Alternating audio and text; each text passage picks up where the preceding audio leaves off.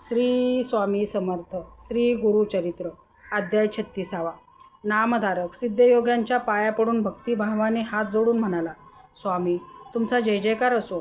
या संसार सागरातून सर्वांना सुखरूप तारून नेण्यास तुम्ही समर्थ आहात. तुम्ही अविद्यारूप अंधार नाहीसा करणारे प्रत्यक्ष सूर्य आहात. मी आजपर्यंत अज्ञानरूपी अंधारात झोपलो होतो, पण कृपासागर अशा तुम्ही मला जागे केले. अज्ञानरूपी अंधार नाहीसा करणारे तुम्ही भास्कर आहात. तुम्ही मला गुरु म्हणून लाभल्याने मी हा भवसागर तारून गेलो आहे. पुढे काय झाले ते मला सांगा. श्री गुरुचरित्रामृत कितीही ऐकले तरी माझे मन तृप्त होत नाही. अधिक ऐकण्यास मी आतुर झालो आहे. नामधारकाने विनवणी केली असता सिद्धयोगी म्हणाले, आता पुढची कथा लक्षपूर्वक ऐक.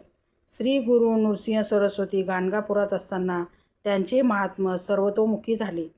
ते सगळे मी सांगू लागलो तर कधीच संपणार नाही. श्री गुरूंच्या सर्व लीला सांगणे कोणालाही शक्य होणार नाही.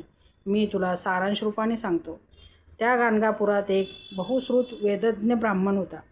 तो कर्ममार्गी होता, परमज्ञानी होता. तो कोणाकडून दान घेत नसे, कोणाच्याही घरी भोजनासाठी जात नसे, तो कोणाशी वादविवाद घालत नसे, तो चुकूनसुद्धा कधी खोटे असत्य बोलत नसे. तो नेहमी 5 घरी कोरडी भिक्षा मागून पोट भरीत असे.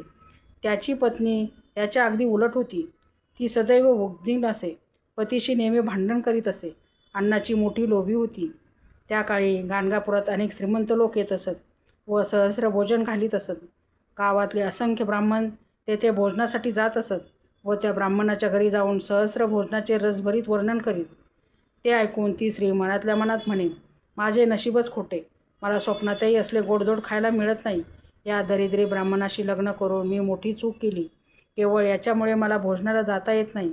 माझे पूर्वजन्मीचे पाप म्हणून मला हे दारिद्र्यात दिवस काढावे लागत आहेत. गावातल्या इतर बायका किती भाग्यवान, त्यांना त्यांच्या पतीबरोबर भोजनाला जाता येते. माझा पती कधीही पराण्य घेत नाही, त्यामुळे मलाही भोजनाला जाता येत नाही. माझे नशीब फुटके, दुसरे काय. परमेश्वरा मी काय करू, असे ती नेहमी दुःख करीत असे.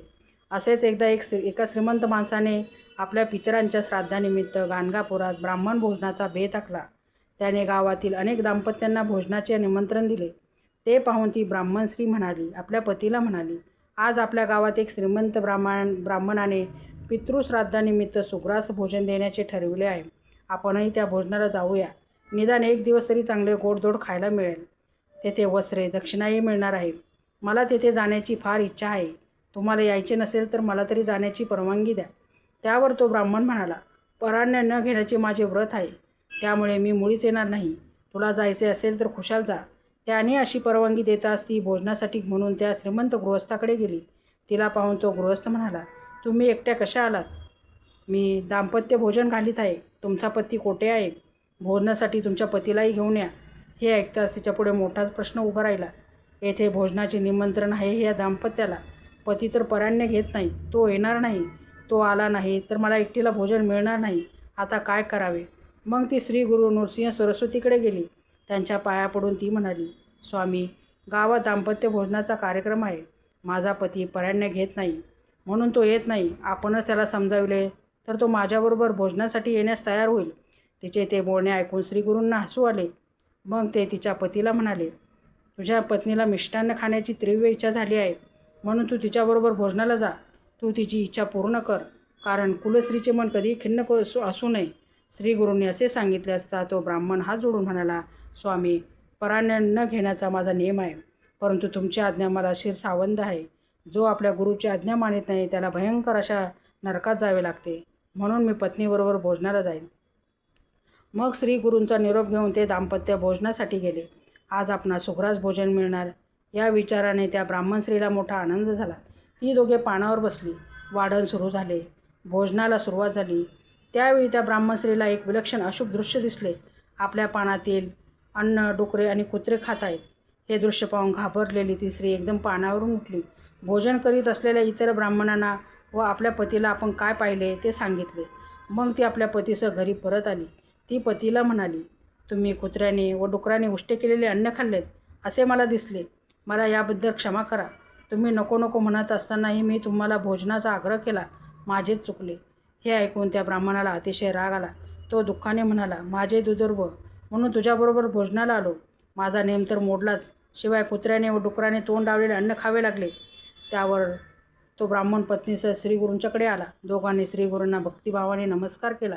तेव्हा श्रीगुरू हसत हसत त्या ब्राह्मण पत्नीला म्हणाले, काय परान्नाचे सुख कसे वाटले? परान्न घेत नाही म्हणून तू सदैव आपल्या पतीला नावे ठेवत असतेस.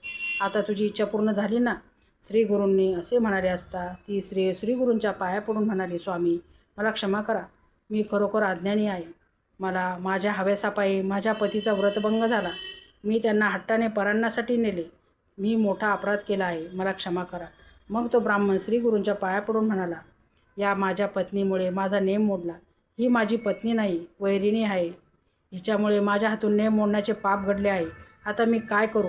त्यावर श्रीगुरू हसून म्हणाले, चिंता करू नकोस. तू तुझ्या पत्नीची परान्नाची वासना पुरविली आहेस. आता तिचे मन तृप्त झाले आहे. आता ती पुन्हा कधीही परान्नाची इच्छा करणार नाही. शिवाय तू तिकडे भोजनासाठी गेलास तो आमच्या आज्ञेने. त्यामुळे तुला कसलाही दोष लागणार नाही. आता मी तुला आणखी एक सांगतो.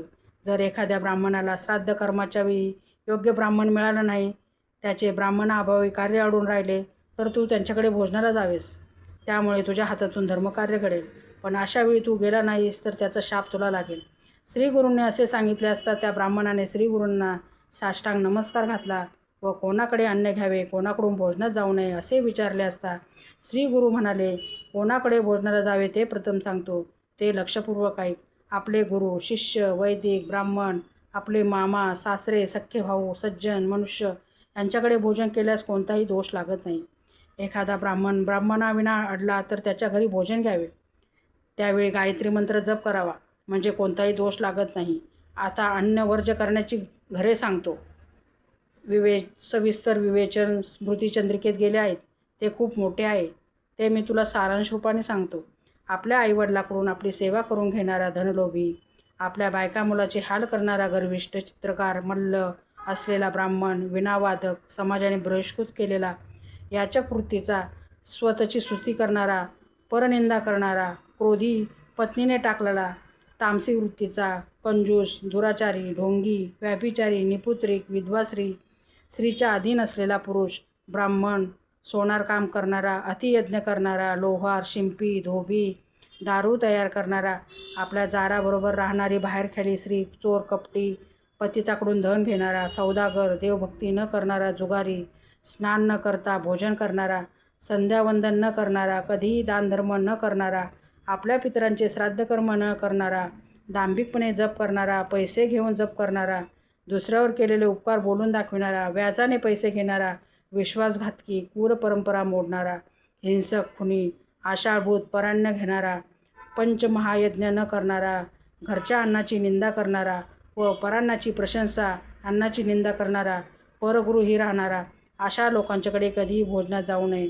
अशा ठिकाणी भोजनास गेल्यास त्या यजमानाचे दोष आपल्याला लागतात. म्हणून अशा यजमानाच्या घरी भोजन घेऊ नये. त्याऐवजी भूमिदान, सुवर्णदान, गज, अश्व, रत्नदान केल्यास दोष लागत नाही. परान्न घेतल्यामुळे जसे दोष लागतात त्याप्रमाणे परस्त्रीग्रमण केल्यास नरकवास भोगावा लागतो. अमावस्येला परान्न घेतल्यास मास पुण्य जाते. आपल्या कन्येला पुत्र झाल्याशिवाय तिच्या घरी भोजनात जाऊ नये. त्याचप्रमाणे सूर्यचंद्रग्रहणाच्या दिवशी अन्न घेऊ नये. सुवेर किंवा सुतक असलेल्यांच्या घरी भोजन करू नये.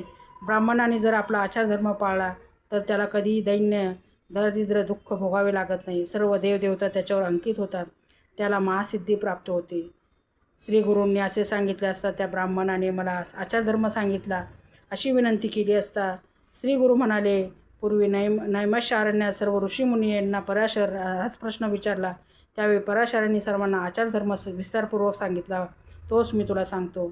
प्रत्येकाने पहाटे लवकर उठावे, गुरुस्मरण करावे, ब्रह्मा विष्णू महेश यांचे ध्यान करावे, सूर्योदय नवग्रहांचे स्मरण करावे, सनकादिकाचे स्मरण करावे. अशा रीतीने श्री गुरुचरित्रामृतातील परान्नदोष धर्माचरण नावाचा अध्याय 36 समाप्त.